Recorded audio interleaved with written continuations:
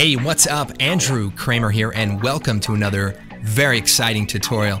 Today, we're going to be taking a look at creating dynamic shadows with particular. So what that means is our particle systems will now cast shadows onto a surface. So let's take a look at a few different examples. So here we have some futuristic balls flying through the streets of New York City, as is common in that state. So let's go ahead and hit play.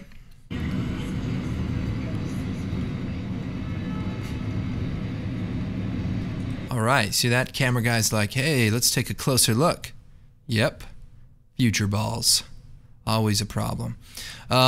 So you can see the shadows actually are moving with the balls, and the balls that are closer to the ground, might be hard to see here, but we've got a few other examples, will actually make a darker shadow as compared to the balls that are further away, which will make a much softer shadow. So if we take a look at this example here, we can see, let's play through here. If you look at the shadow, say under this dropping ball, it actually is soft. So it's kind of an interesting effect that hopefully will give you some more creative possibilities with the particle system. We've got a couple other examples here. We've got this smoke shadow. This one's pretty interesting. So we've got the smoke. So what's interesting is that the shadow is darker as the particles get closer to the ground. And if we take a look at the particles without the background, you can really see how this shadow is affecting the surface. Let's see if we have any other examples to take a look at. Here's another example using a different particle sprite. This one happens to be the green balls from the movie The Rock, and I think it's called VX Poison Gas. So same kind of thing, we just swapped it out for a different particle type, and as Nicolas Cage would say, the moment you stop respecting this, it kills you. Not necessarily, but in that movie, I think it made sense.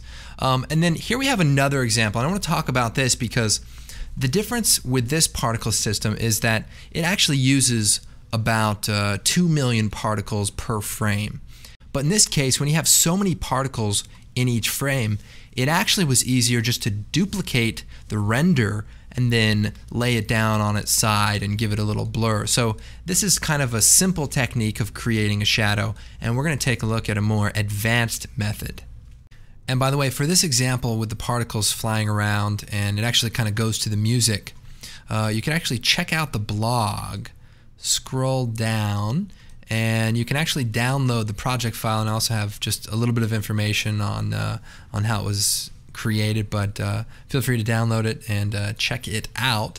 Now you might be wondering, why do I use so many examples with white walls? Well, I had this problem over the weekend, and I had to go to this facility where they put you in this room that's all white and it's kind of padded, and they put you in this like special jacket which really makes you stand up straight, which is good, I guess. I don't always have good posture, but it's also difficult to use your hands.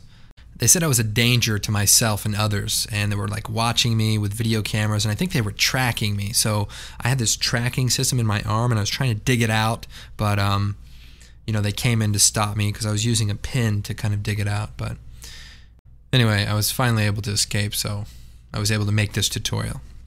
Oh, by the way, the place, I think it was called Chuck E. Cheese's. All right, so here we are in After Effects, and we're going to take a look at this example with the particle sprites, and we can take a look at just the shadows that it is creating, and we're going to attempt to recreate this. Now, before we get moving, let me get a quick drink. It's always important to stay hydrated. As artists, we sometimes forget. We get really busy, and gotta stay hydrated, especially if you're an athlete that does motion graphics. Very important. Although in my case, I'm mostly just an athlete. Basketball, actually. I'm not gonna lie, I'm pretty good. I'm like a white Larry Bird. Anyways, let's go and get started. We're gonna come over here, create a new composition, and we'll do 960 by 540, 24 frames per second. That's half HD resolution, by the way. And we'll go ahead and just make it 10 seconds. We'll hit OK. And we're going to go into the footage here.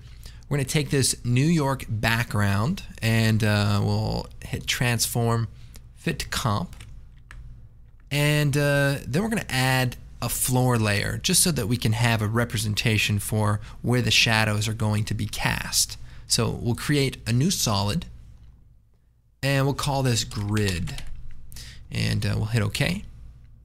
We're going to make it a 3D layer. So hit F4. We're going to make it a 3D layer. And we'll take the rotate tool and we'll rotate it on the X-axis so that it's nice and flat. And if you hold down Shift, it will snap. Then we're going to create a new camera. And I'm pretty sure it's a pretty wide lens, so we'll do a 24mm and we'll hit OK.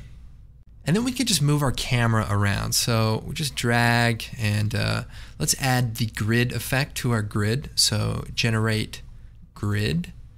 And this is just going to help us align this with our actual live action footage. So if we just kind of move it around. Okay, so that looks pretty good. Next, what I want to do is create our particle system. So we'll choose layer, new solid, and we'll call this particular. Hit OK. And then we're going to choose effect, trap code, particular. And we're actually going to be using particular 2. And right away we just have a bunch of particles. Now to emit the particles, we're going to use a light. So we'll create a new light and we'll call this emitter with a capital E so that it gets referenced. And we'll hit OK. Then we'll go into particular. We'll go into the emitter settings and we'll change the emitter type from point to the light. So now when we move the light around, it'll move the particles around. So what I'm going to do is move the light up a bit and then push it into Z space so it's kind of coming down the street. Then I'll hit P and that brings up the position for the emitter. And let's see here. We'll set a keyframe. We'll move forward, 4 seconds or so, and we'll animate this forward. Maybe just push it over a little bit. And then we'll go into the particular settings and let's turn the velocity down to about 5. Or actually, let's just turn it down all the way. And we'll turn the velocity randomness down. And the velocity for motion, let's set that to about 5. And that way the particles sort of move forward with the motion. Now, I also want to turn up the emitter size. And maybe turn down the Z size.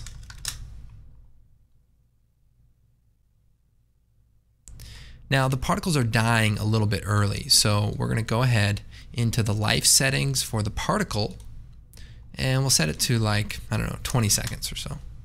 That way they'll just stay on mostly forever. Now we also want the particles to have a little bit of movement to them, so let's come down here to the physics. And we could go into the air settings here. By the way, if you want the particles to bounce, like in the other example, you can change this from air to bounce. And then we can come down here to the bounce settings, set up the floor layer to be your grid, and then turn up the gravity. And then you can control the bounce and some random settings and also some slide. So that's helpful. Going back to air, because we want to just give it some turbulence. Not like the movie turbulence, but something actually that's good. We're going to turn up the effect position just a little bit, and so that we just see the particles moving a bit. Now, they're wobbling a little bit much because of the evolution speed, so we'll set that down to about 10. So I think that looks pretty good. Okay, so instead of using the white balls for the particles, I want to use a pre-rendered element that I created earlier in a 3D program. So it's called green ball. It's about 100 frames. And let's just bring it out. And then we're going to pre-compose it. So we'll choose layer, pre-compose, and we'll leave all the attributes. And we'll hit OK. And we'll open it up. And I think there's actually a couple of frames that don't animate. So we'll start it at frame 2. We'll hit B, that brings the work area over. We'll go to the end and move 1 frame before the end. We'll hit N, and that brings the work area there. And then we'll right click, trim to comp. So now it should loop perfectly. So just this little rotation ball. I mean, I could show you how to do it. Okay, I will. I'll show you how to make that ball in 3D Max. It's like the easiest thing you'll ever do. First, you make a sphere. Give it a bunch of segments, like 64. Convert it to an editable poly. Go into the edit poly. Basically just delete a bunch of pieces, maybe the bottom, and do the same thing from like the left side also. And so then the mesh looks like that, and then just go into the modifier and add the shell modifier, which may not be on the list because my screen gets run off, but it's called shell, like a seashell, and then it kind of creates volume. And then you can use a beveled edge. So I've made this bevel edge. You click on that, and then you've got some interesting things there. And we'll just throw on a quick material. It's pretty much all there is to it. Oh, by the way, to create that line, you just take the line tool and just create yourself a... There you go.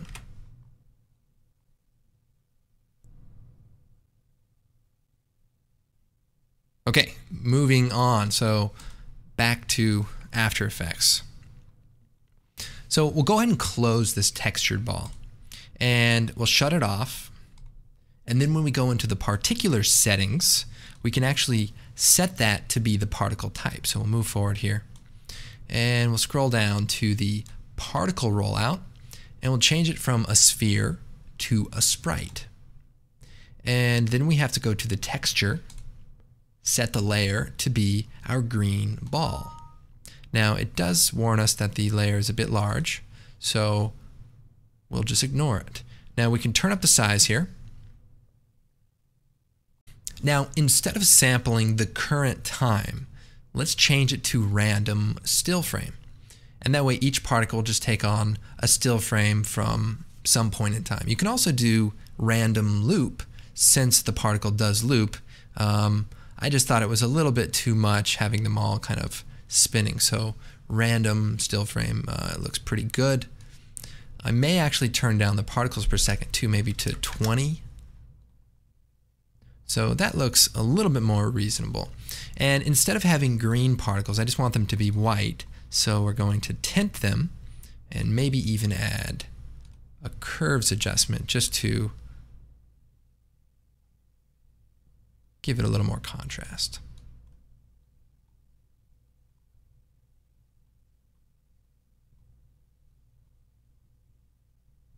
Now, I want to make sure the particles get nice and close to the surface. So what I'm going to do is change this from active camera to the front view, and that way we can see the particles from the front.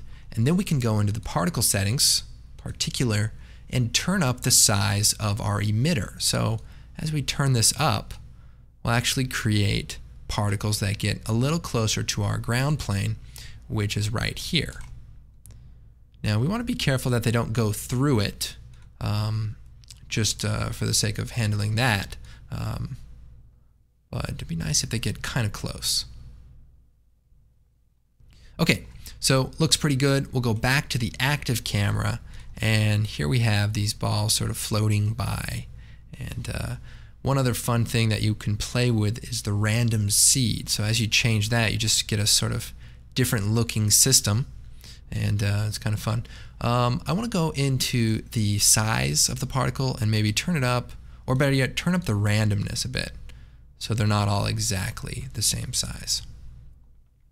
Now here's another cool thing that's part of Particular too. So if I jump over to the Smoke City example, you can actually see there's some nice shading in this clump of particles that's a little bit different than the rest.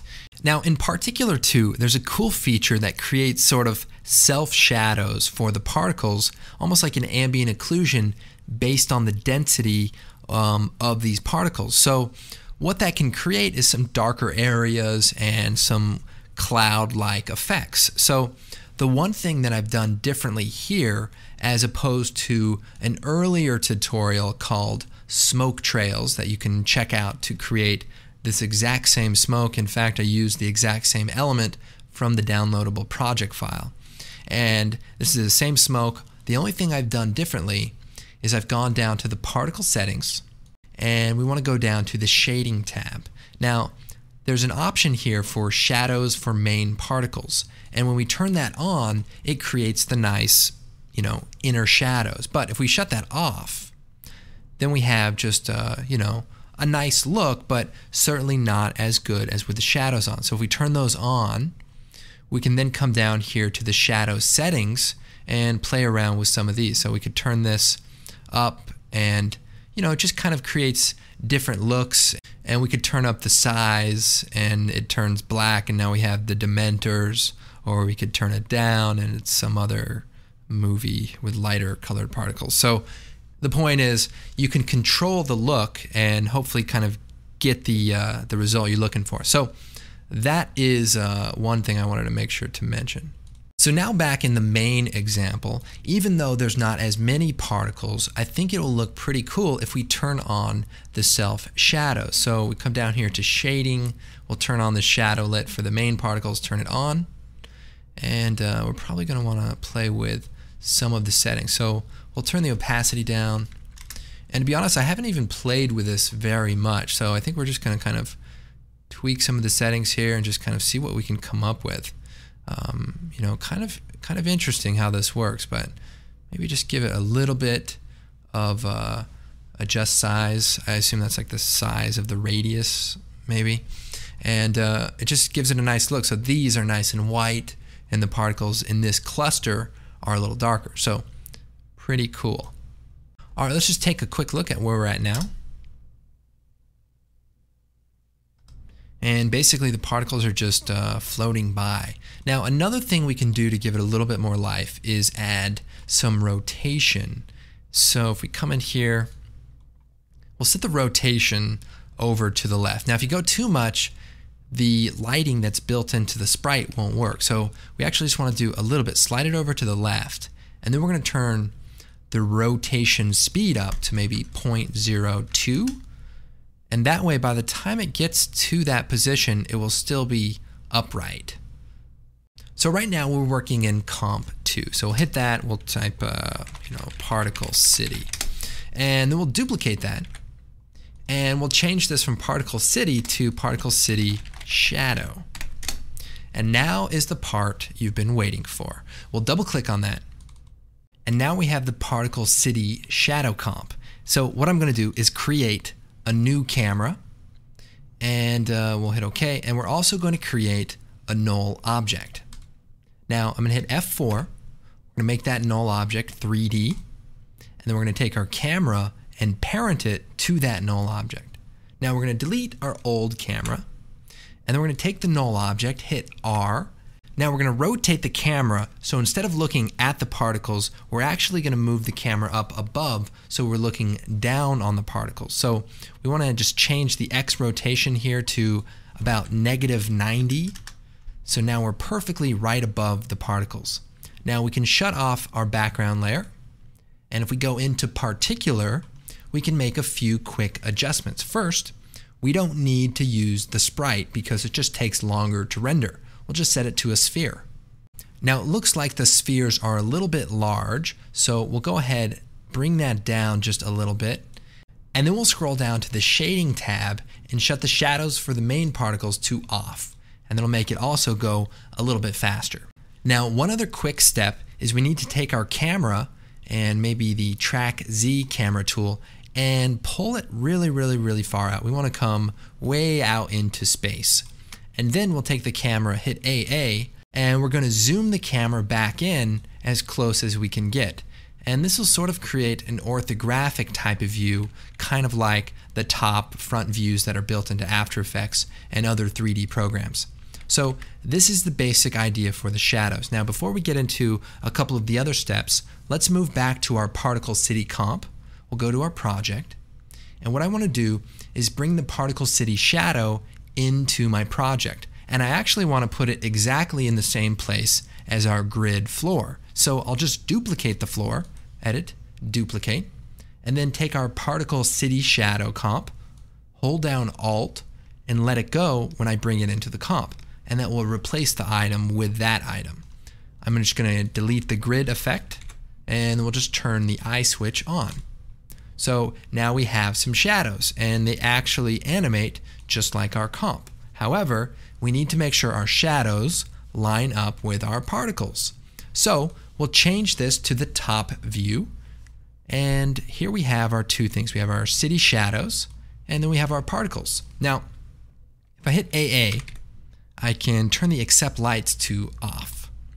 So the basic idea here is to line up our shadow particles with our actual particles. So if we just kind of place them over here, maybe see a few less, one thing we can do is take the pan behind tool and move the shadow so that, say, this top left particle lines up pretty close. And then we'll take the pan behind tool, move it to that position, and then if we scale this up, it will scale around that position and we can get the other particles to line up. So that looks pretty good, and as we move forward, let's just make sure they still line up. So if we kind of shut this on and off, you can see it's looking pretty good. So then we'll go back to the active camera. Looks like we need a little bit more space. Now we can extend the size of the composition for our shadows, or simply we can just zoom out because we don't need it to be that high quality. So we'll just zoom out a little bit further so that it's in this space, and maybe even just move it over here so we use up all of the comp space. And we'll come back in here and we'll do a quick alignment. We'll go back to the top view, and we'll just move these over. We'll align that top left particle, and then we'll scale this comp until the particles line up again. So pretty good. Okay, back to active camera, and there's our shadows. Now instead of white, let's actually make them black. So we'll go color correction, we'll use the tint effect, and we'll just tint it black. And there we have some decent looking shadows. Okay, so that looks pretty good, but we can make it look even better by turning on the depth of field for the camera. So here's how we're going to do that. First, I want to take our grid layer, which is our ground plane, and I'm going to hit P. And then I'm going to take the camera, I'm going to hit AA. That brings up our camera settings. Then I'm going to hold down Shift and P. So I bring up the position of those two things. And what I want to do is set the focus distance to that ground plane. And a simple way to do that is to Alt-click on the focus distance, type length, parentheses, then pick whip the camera's position, comma, and then pick whip the layer's position. And what that says is what is the length between the camera and that floor layer. And when we click away, it is about 4100. And that's exactly what we want to do, so that when we turn on our depth of field, the particles that are close to that ground will actually be hard, and the particles further away will basically be out of focus. So we can turn the blur level up and the aperture up, and just really want to crank this up a lot.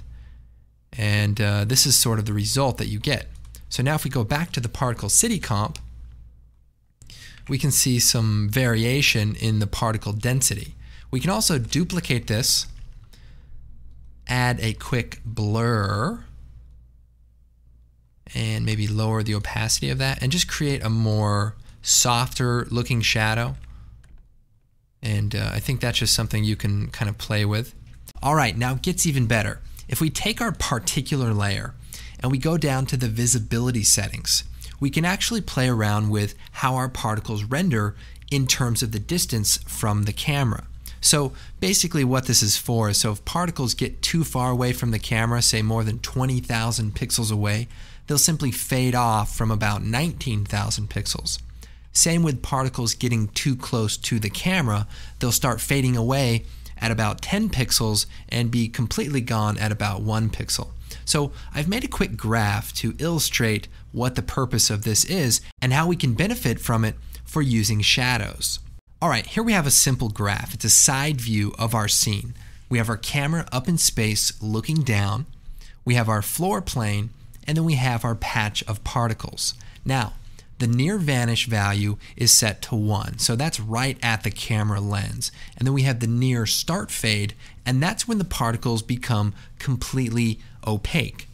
So for example, if I were to take the particles and move them closer to the camera, they would essentially start fading away as they get close to the camera. So it would be something like this, where they fade away until they reach this blue area. So what we want to do is change the start fade to be closer to the floor plane and the near vanish to be right at the top of our particle cloud. So what that will do is make it so that the particles at the top of the cloud are faded and the particles closer to the surface are darker. Just like a shadow, where the shadows, as it gets closer to the surface, it gets darker, and the ones that are further away don't really cast a shadow or are too far away and it's much softer. So this is what we're going to try to do really quick. So I hope that's been helpful. Okay, so back in After Effects, we know the camera is 4,190 pixels away from the ground plane. So if we go to Particular, we can click into the visibility settings. We say near start fade, and we'll set that to 4,190. So that's set up to be the ground plane. And if we look at our example here, the red, the end of the red is the ground plane. So then we want to change the near vanish point that used to be where the camera is and move it down closer to where the particles are. So we simply want to turn the near vanish value up to something close to 4,100. And as I do that, notice right here, the particles start to fade away. So we're looking at different layers. So right here, these are the particles that are only close to the surface. So if we were to go back into our example here and maybe just put a layer between it, only the particles that are close to the ground are even creating a shadow because we've limited the visibility range to only those particles. But if we open that up just a little bit more, we can see more particles, but they're simply a little bit lighter. So if we look at the example now, there's more shadows, but they're not as intense. So then we can start playing around with the amount of depth of field and, tweaking the near vanish point. So we can turn it up higher or lower and just create a really interesting looking shadow that looks pretty realistic. So this is the idea, mixing those two concepts together, and you should be able to create shadows for any scenario. Real quick, I'll do some color correction, maybe with a curves adjustment. Go to the red channel here. We'll just give it a little contrast. And the blue channel, we'll just crank this down a little bit. Maybe some contrast here. So my shadow looks a little dark now with the color correction, so we'll just adjust it afterwards so that we don't kill all of that detail. And I say that looks pretty good. So now a couple other just practical notes. So what happens if I change the look of, or what happens if I change where my emitter is, for example? So, if I take this emitter and maybe I move it up so the particles fly up towards the end. Well, I can, one solution is just to take this emitter, go into the shadow comp, delete that emitter, and then paste a new one. So now look at this, it's all soft right here, a little bit harder right here. So that pretty much solves that problem. We can tweak some of the settings and get that right. What else? What if I change the look of my particles? So let's say in my particles I want to maybe make this a larger area. So we'll turn up the spread here and maybe the particles per second up to maybe 40, something pretty dense.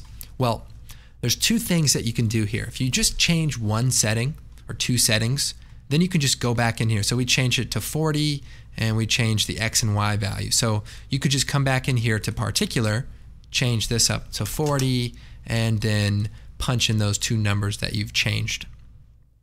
Or if you make some serious changes, just take the layer, copy it, go in here, just delete the layer, paste it, and it's pretty easy to set up. All you have to do is go in here, change it to a sphere.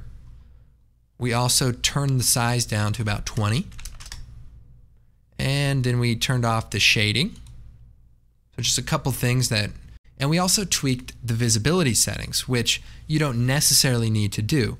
But you just go in there, make a couple of changes, and everything is back in business, and you've got this amazing thing. And again, if I want to change my, where my particle emitter is going, maybe I want it to be something like that, we'll copy it, we'll delete this one, we'll paste it, and it's just a matter of managing two separate comps that are linking the same thing.